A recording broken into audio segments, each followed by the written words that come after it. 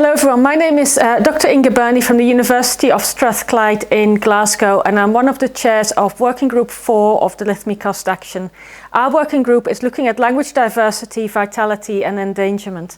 And one of the reasons that we have a separate working group on this is because currently many of the world's languages are considered endangered at some level. Different levels of endangerment, and currently we are measuring that around speaker numbers, intergenerational transmission and use in different domains. But of course, the human-machine era creates new opportunities and new challenges for languages. And this is something that we are looking at in our working group. What makes a language endangered as we move forward, as we move from the current era to the digital era to the human-machine era?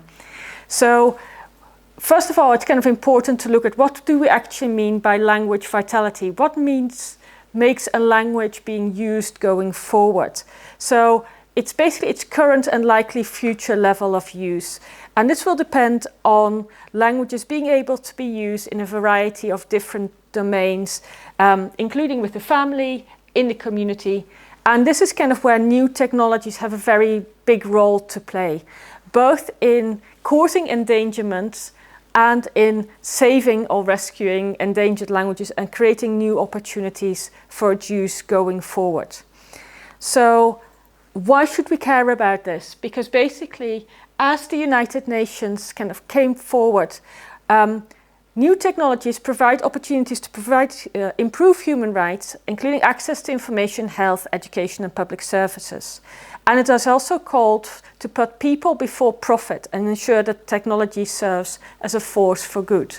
And one of the premises of our working group is that obviously language, the more languages, the better, that we should look at supporting language maintenance and revitalization where possible. One of the aspects that the working group has very much looked at is what is the current state of play for minority or endangered languages? And what we have identified is that minority language users face additional friction points and burdens when they want to interact with technology. And very often that point of friction is that technology just doesn't exist in their language and that they have to change to another language. Or it is more complicated. So one of the things that we can't make technology easier. But what we can look towards doing is seeing if we can make technology easier to use in a language in which you choose to use it. So what will maybe our working group has been working on is some of the aspects. Are we looking for equality or equity? Do we want the same for small languages as we have for big languages? Or do we want something that can actually be used by a community for their needs? And much of the discussions has been around these points. And one of the things that we have identified as challenges are access to input mechanisms. So where do we get the data from that feeds the information that then creates the tools? Also ethical considerations. You know, what do we do with this data? How long do we store it? Is it more difficult to collect this data if we have a very small community where we might be able to identify individuals? Cost implications. These technologies do not normally come cheap. So where can we help communities in supporting this? Also non-written languages or languages that have different writing systems that are currently not supported. And of course, it has to be appropriate to the social, cultural and linguistic needs of the community.